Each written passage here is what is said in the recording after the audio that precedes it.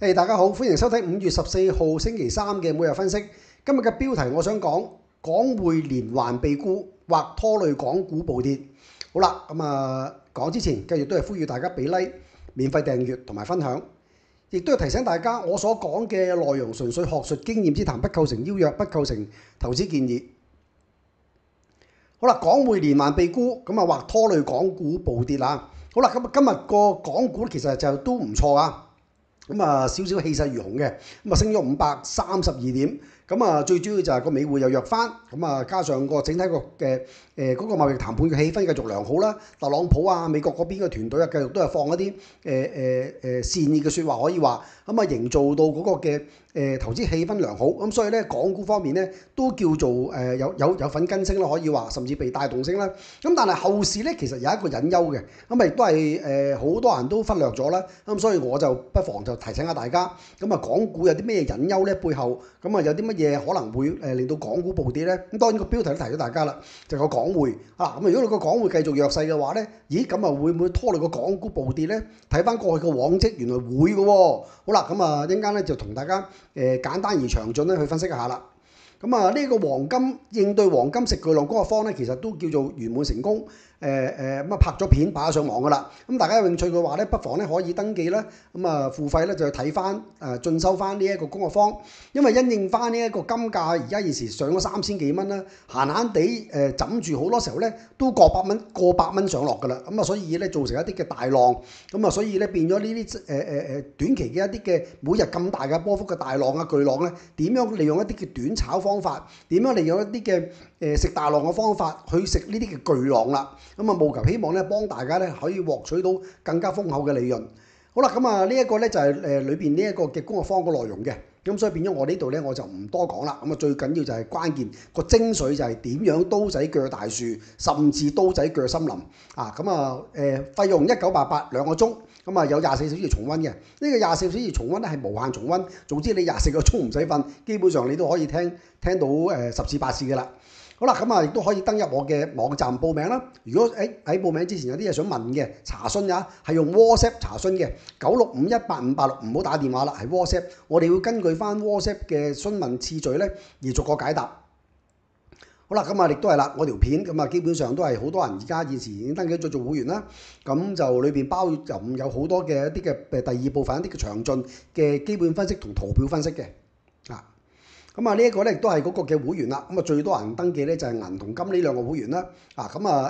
只要你訂閱銀會員，俾年繳，一炮過俾1年嘅費用就無需額外再加多啲嘅啦。只要你俾年繳1年嘅費用咧，我就會送你一個課程1988嘅課程。你正又可以利用呢個1988嘅課程咧，報讀啱啱而家呢一個嘅工作坊。呢一個咧如果你訂金會員嘅話咧，送2個課程添。呢一個鑽石會員咧仲3個。好啦，唔單止有呢一個嘅送課程即係俾年繳送課程，兼夾咧明德金融咧就同我合作，就搞呢啲嘅培訓班咧，有個學費回贈嘅。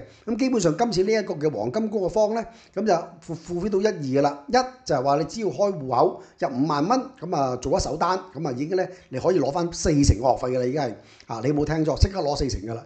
講衰啲，即係唔好話我教你揸股覺得你已經係賺咗嘅啦。好啦，第二，因為佢0.15嘅啫，即係0.15個差價。好啦，第二啦，就100%學費回贈。你點樣能夠可以攞到100%回贈咧？記住攞到就盡量攞，攞唔到就唔好勉強逼自己亂炒。OK 好啦，100% 回贈就係咩咧？好啦，呢5萬蚊嘅入金，你喺3個月裏邊做到100手單咧，你就可以攞到100% 回贈噶啦。好啦，如果你想問明德一啲嘅開戶詳情點樣攞學費回贈就可以 WhatsApp 去明德91401582，同樣都係 WhatsApp。好啦，呢一個咧就係我盧楚仁工作室嘅網站啦，可以登入嚟啦，可以睇翻有關嘅條款。所以呢度咧唔嘥時間講啦。大家登入網站或者撳停呢部機睇翻嗰啲相關條款，唔單止送課程嘅，仲有好多嘢送嘅。所以大家慢慢自己睇翻啦。好啦，呢一個嘅港匯連環被沽，有機會拖累港股暴跌啦。點解咧？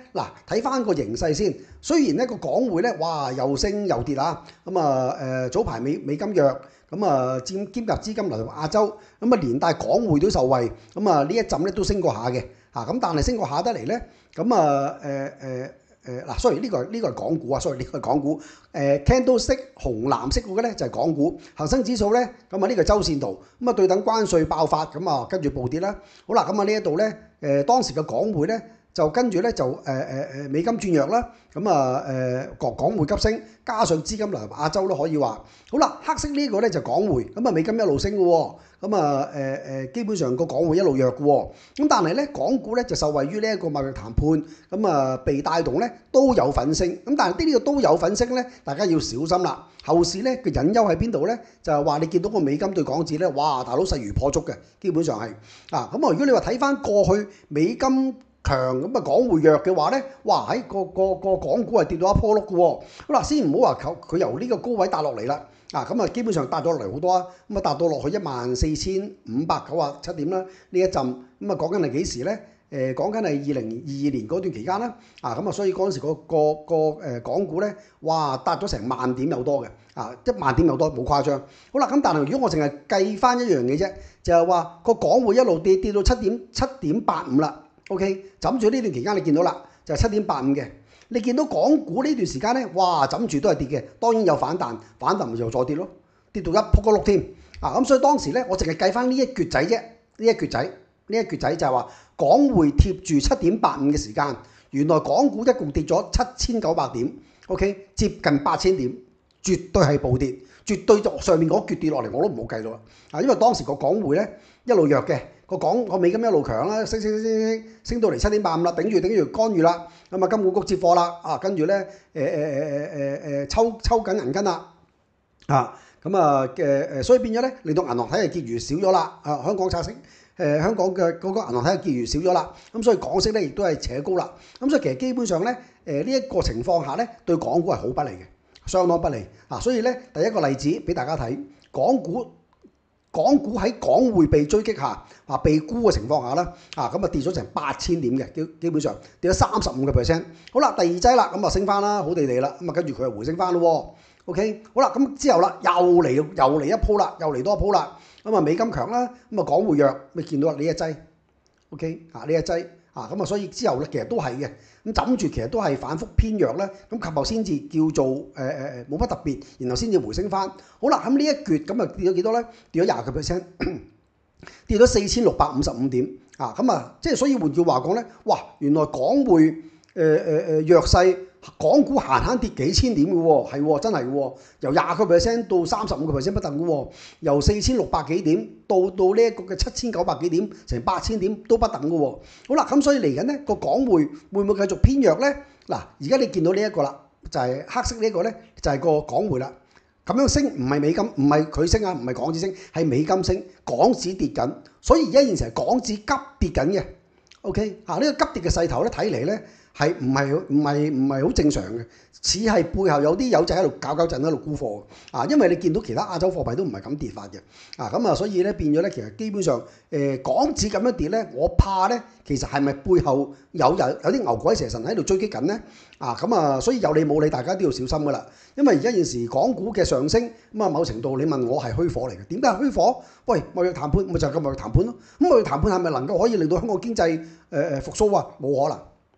因為香港經濟嘅復甦唔復甦咧，根本就貿易談判嗰度咧，就係你話對港股有幫助係，但係你話對香港經濟有冇幫助咧，係冇幫助。咁啊，有陣時香港經濟嘅困擾，你睇下今日恒生都係裁員啦，係咪先？恒生都係裁員啦，仲唔係嘢少喎？係10%至50%不等喎，每個部門。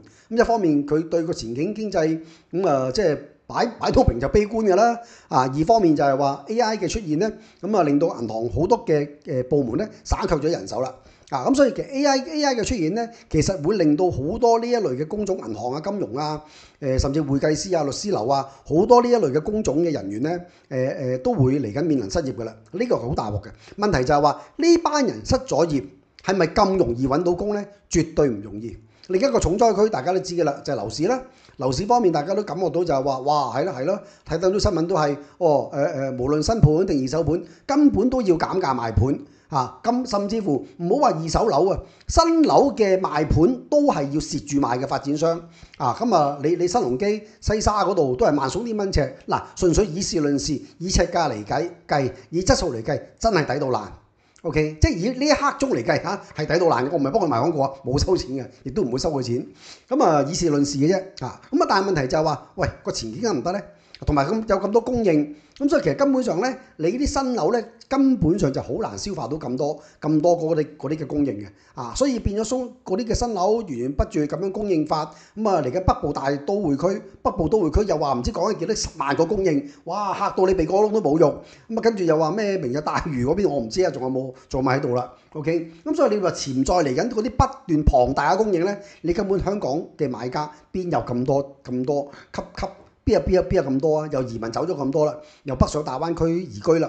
啲人即係北上大灣區好去英國移民，佢哋係賣樓啊，佢哋唔係買樓啊，係沽出咁，然後咧將嚿錢咧上去北上定居退休消費所以變咗樓市嘅隱憂咧就係乜嘢咧？就係而家現時咧負資產嘅宗數不斷急升，作為樓市嘅業主，作為香港嘅中產呢一個嘅經濟嘅中流砥柱，佢哋面對住個樓市揸住嗰層樓不斷縮水不斷貶值，佢哋會增加消費？我就真係唔信啊！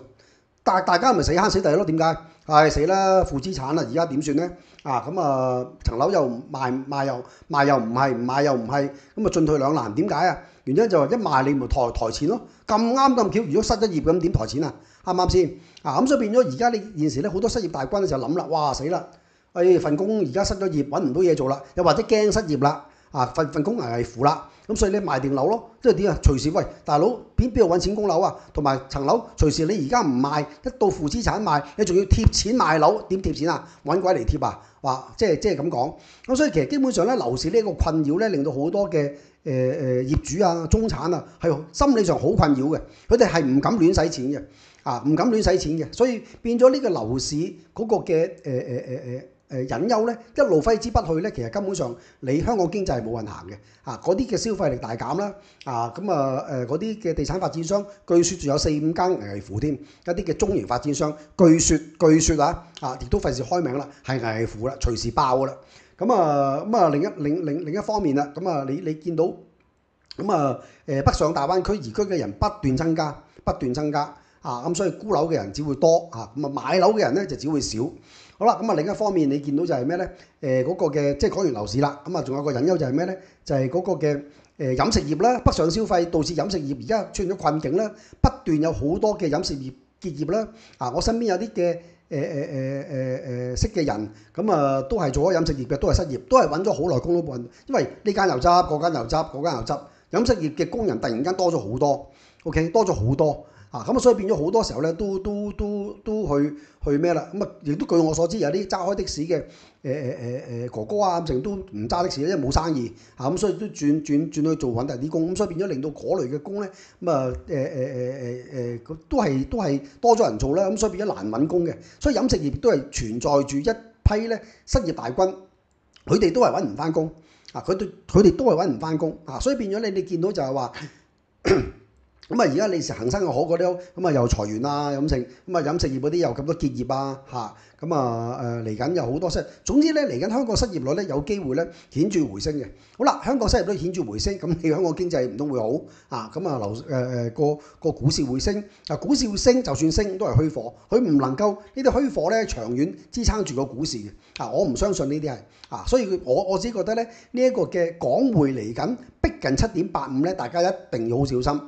話時話而家今日幾多7.81嘅啦已經係7.81嘅啦，我冇記錯所以變咗仲爭幾百點就到噶啦所以我自己覺得哇一到7.8485個港股會唔會好似倒水咁，好似呢啲咯，好似呢啲哇係啦一到啦哇倒水一到啦喂倒水 OK 倒水咁落咧呢個就似而家呢個浪啦，一路咧個美金升係威係勢個港紙弱。啲港股都照升喎，即係話你咪睇下咩料咯，去到7.85，跟住咧跌到冧 ，OK 反彈再暴跌咁所以呢啲浪我都冇計到，純粹就係計佢去到7.85嘅浪啫 OK 喺7.85徘徊嗰度浪啊，所以變咗咧咁樣嘅形勢咧下咧，咁啊港股咧後市咧確實係有隱憂嘅。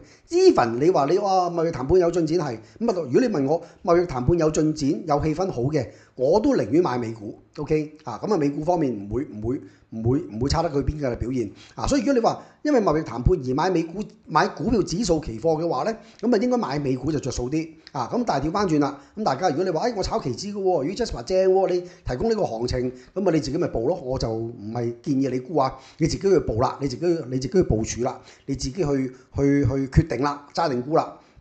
啊，咁啊總言之，我就覺得咧，去到7.85嘅時候咧，大家就要高度小心啊。咁啊成個形勢咧都好似會有機會逆轉嘅。好啦，今日呢條片分享嚟到呢一度啦，多謝大家收睇，聽日再見，拜拜。